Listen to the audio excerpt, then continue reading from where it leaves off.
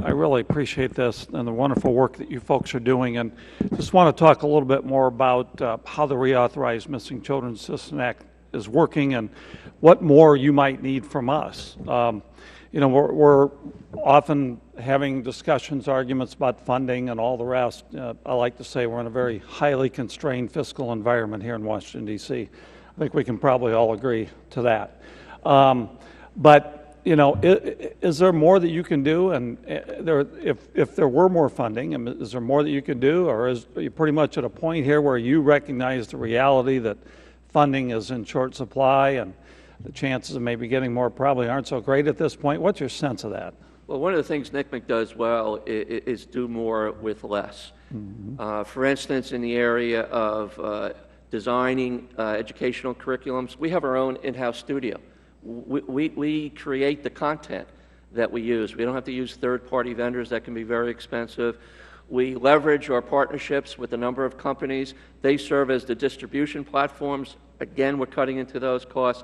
But where we need to be further engaged is getting in front of the schools on a nationwide basis, not on a community by community, even state by state, but on a nationwide approach, because we have the age-appropriate messaging. It's not a one-size-fits-all, and we can track these kids from kindergarten through high school because the nature of the problem is different.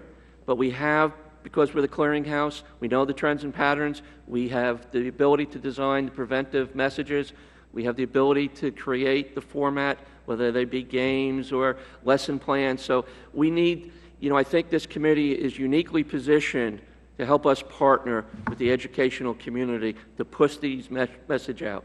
I think it's great. And look, the idea of a public-private partnership, I think we're, as a country, moving more in that direction all the time as well, given the limited resources that we have at the federal level, whether it's on transportation or any number of other things.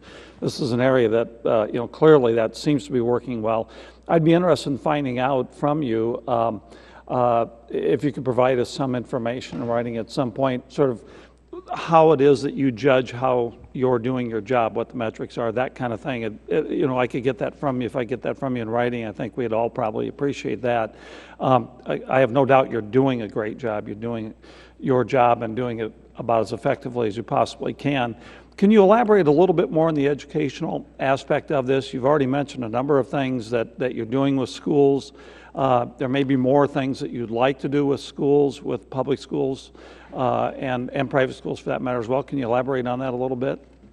Sure. Where we think we can make a difference is train the trainers. In this case, the trainers would be the teachers.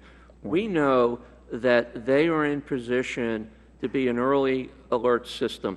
We learned here, close to where we are now, in Fairfax County, with one of the better school districts in the country. Over a 3-year period, there was a major operation where gangs were recruiting high school students from the schools and trafficking them commercially through neighborhood and community hotels.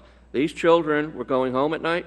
They were going to school for the most part, but nobody was picking up on the signs. So we learned from that. We work with law enforcement. We then have the conversation with the teachers. What did you see that was different?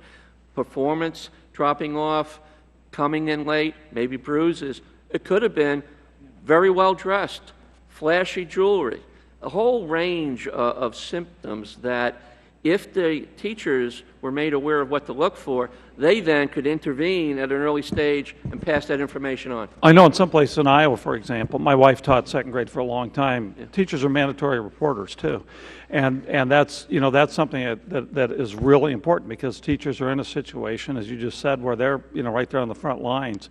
School counselors, school nurses, a number of those folks are really critical. And right. Yeah, if we can continue to do that across the country, I think it makes a heck of a lot of sense.